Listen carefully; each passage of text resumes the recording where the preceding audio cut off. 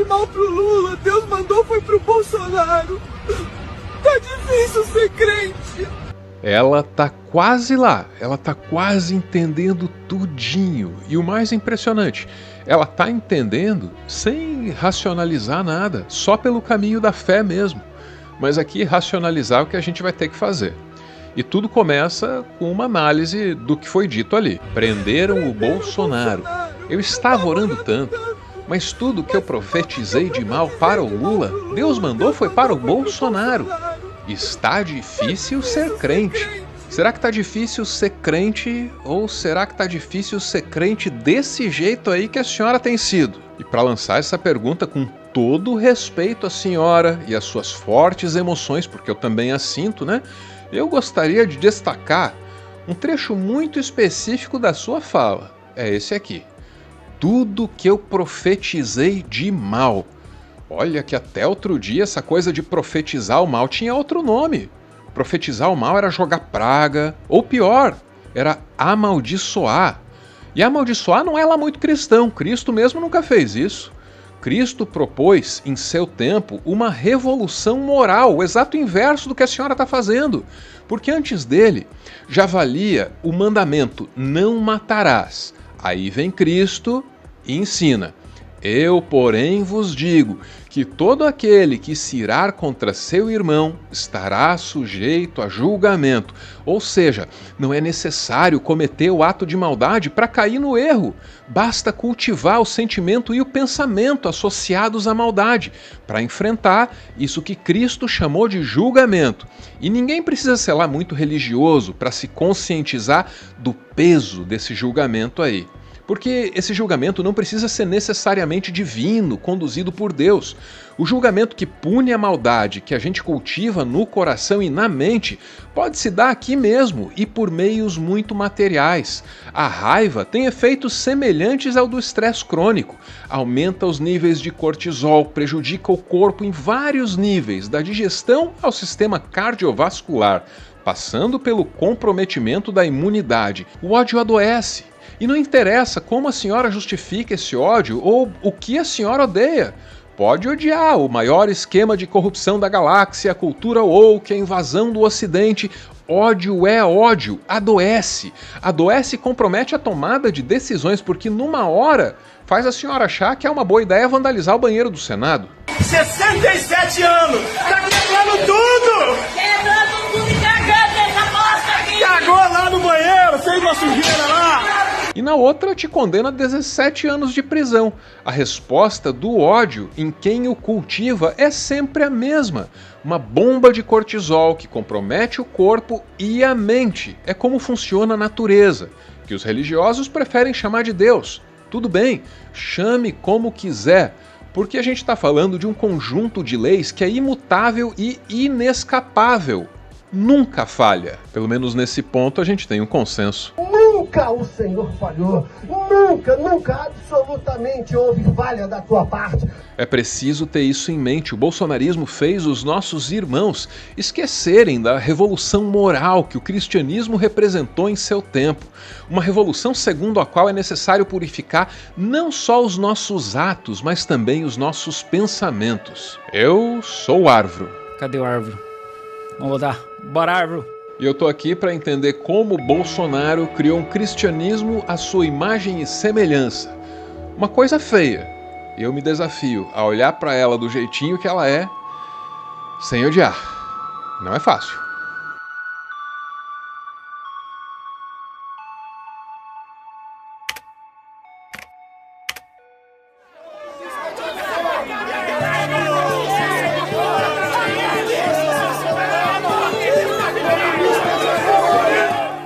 Essa aí com o cartaz é a Maria Clara. No dia 11 de junho de 2021, ela foi receber Jair Bolsonaro no aeroporto de Vitória, lembrando o então presidente de algo que ele se esforçava para ignorar. Aquelas alturas já eram 500 mil mortos pela Covid. Vai tomar no cu, sua puta! Sua piranha!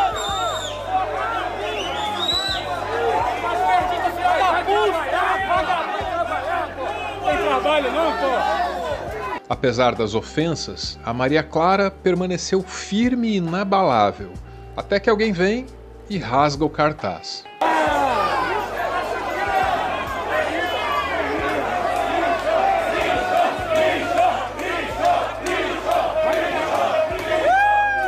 A essas alturas, a missão dela já estava completa. Que missão? A de nos lembrar qual deve ser a prioridade, ou, como consta no Evangelho de Mateus, Cristo prefere ser honrado pela misericórdia que temos uns dos outros, e jamais pelos sacrifícios, muito menos os sacrifícios de inocentes.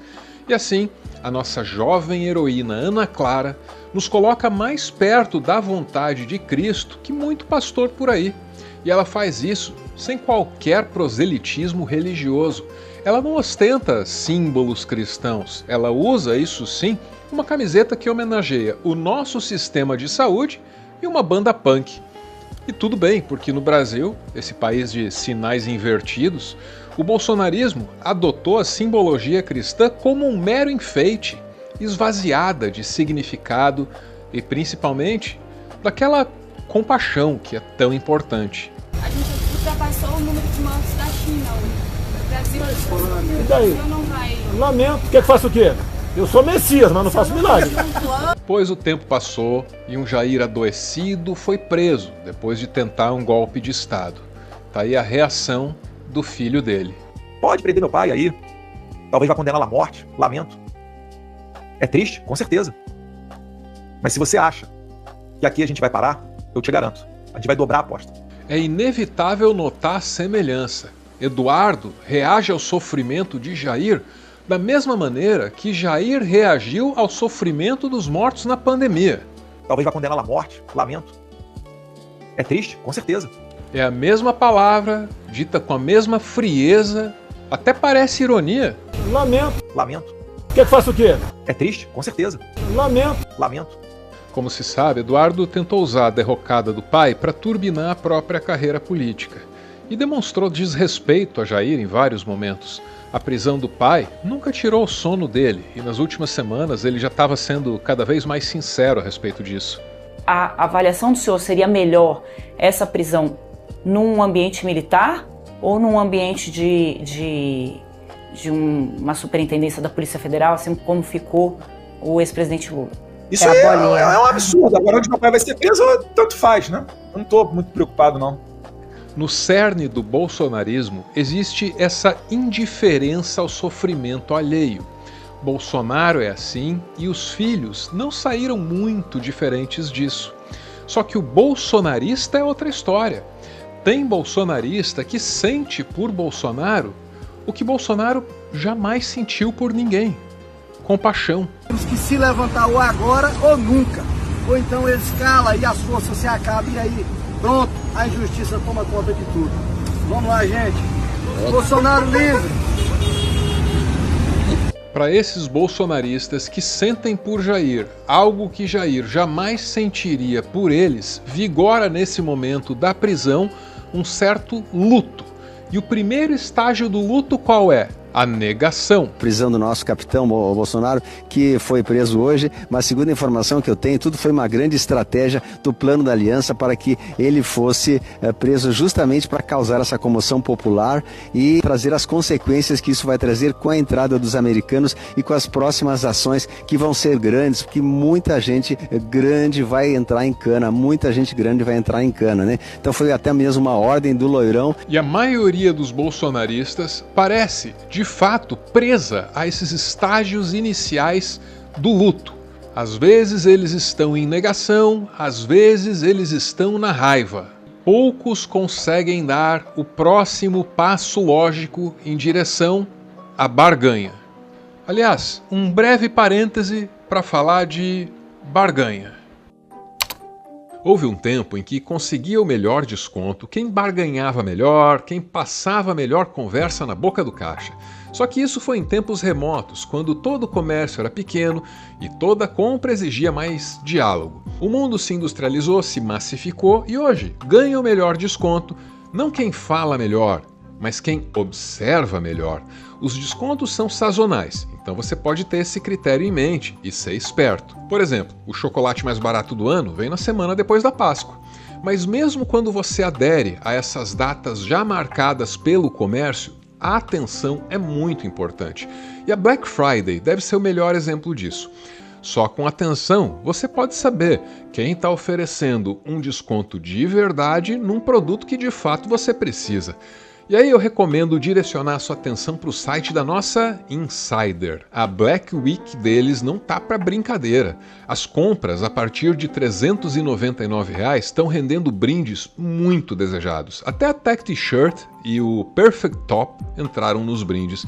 Mas o principal desconto, hein? Até 70%, somando o que o site está oferecendo com o meu cupom Álvaro Borba, que dá 15% de saída em qualquer produto. Aproveitando esses descontos agora, você vai se beneficiar muito e por muito tempo, porque são roupas que duram e que têm tecnologias que de fato fazem toda a diferença, facilitam a sua vida. Dá uma olhada no comentário fixado no topo da caixa ou então na descrição do vídeo para aproveitar essa que é a maior Black Friday da Insider. A versão bolsonarista do cristianismo libera o cristão para cultuar o mal dentro de si mesmo. E isso fica demonstrado pelos bolsonaristas que foram ensinados a orar em desfavor dos adversários, ou então a profetizar o mal.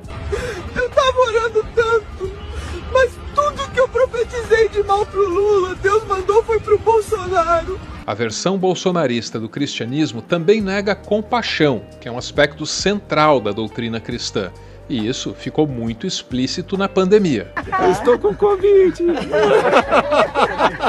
Ainda assim, Jair, mito ou Messias, seria um enviado ou um escolhido. Enviado e escolhido para quê? Para nos fazer confundir o verdadeiro significado do cristianismo? E assim, talvez, nos testar de alguma forma? Olha, só assim, para o melhor momento do pastor Malafaia fazer algum sentido.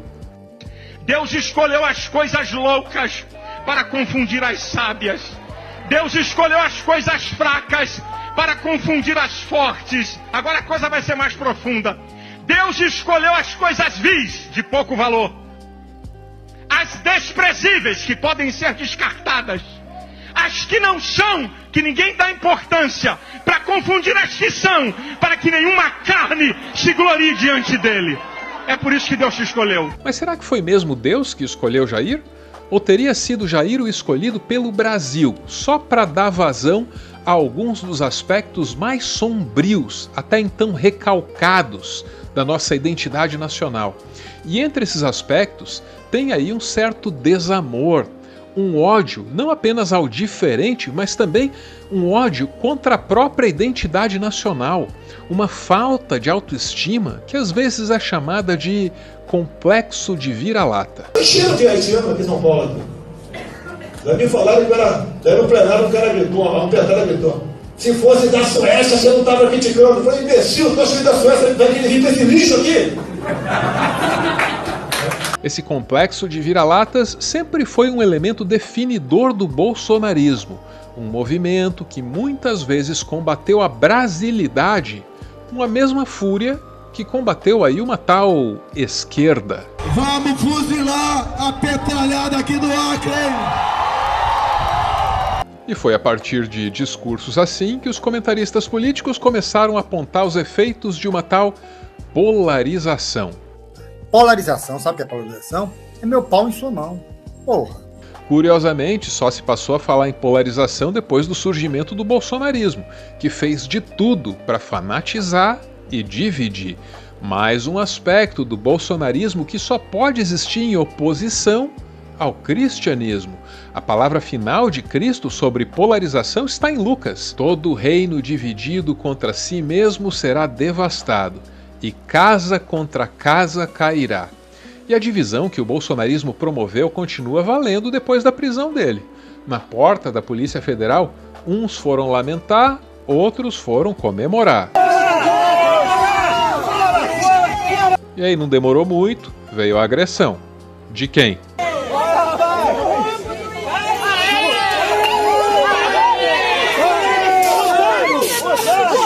Faz sentido que o bolsonarismo combata a alegria, principalmente quando a alegria não é dele. Aliás, Alguém aí já viu alegria em manifestação bolsonarista? Só diante da prisão falsa do Alexandre de Moraes. Prisão em flagrante do ministro Alexandre de Moraes. Faz sentido que o bolsonarismo combata qualquer emoção que não seja sua. Na pandemia, o desrespeito ao luto alheio foi tão grande que se viu bolsonarista vandalizando até o crucifixo, símbolo maior do cristianismo. Para acolher o sentimento alheio, é preciso compaixão, um fundamento básico da doutrina cristã. E o bolsonarismo é, sobretudo, um movimento anti-compaixão. Eu lamento informar, mas quem é anti-compaixão é, por consequência, anticristo. E esse é o verdadeiro mal do bolsonarismo. Um movimento político que se apropriou do cristianismo e dele tirou a sua essência, a compaixão. Infelizmente, como a gente viu no início, os fanatizados já estão sendo levados a duvidar de Deus. Tá difícil ser crente. Mas não vão duvidar do Bolsonaro. Ponto final em mais um textão. Guardei para as considerações finais a minha noção mais polêmica aqui a respeito dessa história toda. Espírito também é sinônimo de essência. Lembro disso para dizer que nós estamos, como pátria essencial, espiritualmente feridos, adoecidos. Essa é a minha visão muito pouco otimista, né? Ela não é muito popular nem mesmo na oposição ao bolsonarismo, mas eu não consigo me desvencilhar dessa ideia. Algo de muito fundamental, algo de muito essencial, no mais íntimo do Brasil e do brasileiro, foi ferido por tudo que aconteceu nos últimos anos. Ou alguém aí acha que dá para enterrar 700 mil numa vala comum e depois sair livre, leve e solto como se nada tivesse acontecido. Houve uma transformação ali. Fomos feridos. É preciso estar ciente disso, tá? Até para buscar alguma cura e, porventura, alguma leveza. Falei demais? Bora ouvir. Eis os apoiadores desse canal, que se reúnem num grupo, mandam áudios e assim nasce o nosso PS, também chamado de Finalzinho. O Brasil vive uma crise profunda na sua espiritualidade e a política ela está sendo um reflexo dessa crise. Eu nunca separei política de espiritualidade porque está completamente misturado desde de Cristo, aliás, desde sempre. Eu vejo muitos e muitos cristãos firmes no propósito do seu líder, da sua inspiração, mas é um momento muito grave. Nesses meus 32 anos, desde que eu me entendo por gente, eu me considero cristão. E nunca antes, na história da minha vida, eu vi como o cristianismo no Brasil é algo hostil. Se tornou algo hostil, na verdade. O único momento em que Jesus deixa de ser manso, deixa de ser humilde, é quando ele expulsa do templo, ou seja, do sagrado, os vendilhões, né? Aquelas pessoas preocupadas com ninharias, né? E completamente alheias ao discurso dele, né? De que a gente deve buscar aquilo que é grande, aquilo que é bom e belo e justo, talvez até platonicamente falando, né? E não as, vamos chamar assim, de churumelas da vida cotidiana, né? Ali o dinheiro contado. Não foi esse o papel a que Jesus se prestou. Será que a raiz de tudo isso não passa pela teoria da prosperidade? Na minha visão, a teologia da prosperidade é a teologia dos vendilhões do templo. A partir disso, passaram a customizar o evangelho de acordo com os seus interesses. E chegou o momento que esses interesses encontraram a política. Matar bandidos, matar pessoas carentes, matar moradores de rua, matar adversários políticos. Isso é ser cristão desde onde? Que tipo de cristão é esse? Que tipo de Deus é esse? Ana, te falo que não é o Deus cristão. Tenho absoluta certeza. A impressão que dá é que houve um caldeirão que estava parado ali, que de repente começaram a mexer naquele caldeirão, aí veio tudo que tinha por baixo de pior veio para cima. Essa é a impressão que eu tenho. E realmente as pessoas estão radicalizadas e se colocaram num plano tão louco, tão doente. É muito triste e gozado que isso não é só aqui no Brasil. Na minha humilde opinião, esse caldeirão tem um nome, é chamado Teologia do Domínio, e é coisa recente. Quando a religião é capturada pelo fanatismo, ela pode se tornar um instrumento de ódio e violência, em vez de um espaço de contemplação e vida. O ódio em nome de Deus é frequentemente descrito como um dos mais ferozes. E agora, essa pregação de visão foi colocado, né, uma mitologia exclusiva desse momento contemporâneo do Brasil, que não é questão de unir e abraçar as pessoas, mas é combater o diferente, né? Eu não sei se Cristo concordaria com isso, sinceramente. E agora que o Messias deles foi preso, nossa, os vilões somos nós, né? Historicamente, a Bíblia ela é usada pela direita, pela elite dominante, né, para justificar as suas ações, né? Quando a elite dominante precisou justificar a escravidão, tinha lá o trecho na Bíblia que justificava a escravidão. Quando a elite dominante precisava acabar com a escravidão, tem um trecho na Bíblia que é contra a escravidão. Então a Bíblia ela contempla tudo que o ser humano quer ter de ação, né? Todo comportamento humano e toda a intenção, ela é contemplada pela Bíblia. Então por isso que ela é uma ferramenta tão poderosa, né, de manipulação. Sabe, para quem já esteve na igreja por muito tempo, não é novidade que a gente interpreta partes da Bíblia que são convenientes, que as coisas que Jesus falou são importantes até o ponto que a gente acredita nelas. A mensagem do cristianismo não permite profetizar coisas ruins para frente. Na verdade, a Bíblia instrui especificamente, Romanos 12,14, abençoem aqueles que os perseguem, abençoem-nos, não os amaldiçoem. Então, na realidade bíblica, se você se distancia da Bíblia, você não vai ser exitoso. A pandemia trouxe uma visão dessas pessoas próximas a mim, ali na igreja, que não se enquadrava no cristianismo que eu acreditava e que eu vivi. Eu passei a me afastar muito, e desde a pandemia eu não consigo ir mais numa igreja, numa missa, em nada nesse sentido, assim. Esse cristianismo que a gente está vendo hoje, ele é uma deturpação total dos valores cristãos. Não faz sentido. Quem de fato fez o que Jesus disse, que era cuidar dos pequeninos. Faça por um pequenino, que será por mim que vocês estarão fazendo. Então, assim, quem é o governo que se preocupa de fato com políticas sociais, com redivisão da riqueza, que é o pão da pátria, sabe? O pão de todos. Quem que faz essa redistribuição? Acho que se as pessoas cristãs desse país repensassem a palavra do Cristo, os exemplos que ele deu a partir dessa, e colocassem numa dimensão de políticas públicas e de aplicação, não tinha como errar. Eu sempre comparo a fé com uma cueca. Por um lado, nos protege, nos dá um certo conforto. Por outro, é uma coisa íntima, que nem sempre é adequado ficar mostrando por aí. Dito isso, lá vou eu me expor aqui. Na minha visão, todo cristão está destinado a um glorioso fracasso.